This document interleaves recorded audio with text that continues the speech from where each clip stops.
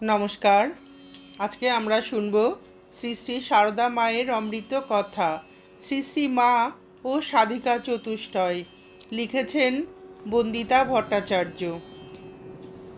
এর আগের ভিডিওতে আমরা শ্রী শ্রী মায়ের দুজন সর্বক্ষণের সঙ্গী গোলাপ মা ও যোগিন মার সম্পর্কে শুনেছি।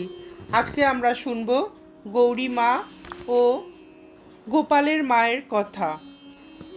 প্রথম দর্শনের পরেই শ্রী শ্রী ঠাকুর কাল বিলম্ব না করে গৌরী মাকে নহবতে নিয়ে গিয়ে শ্রী শ্রী মায়ের হাতে সঁপে দিয়ে বলেছিলেন, ওগো ব্রহ্মময়ী, একজন সঙ্গিনী চেয়েছিলে, এই নাও একজন সঙ্গিনী এলো।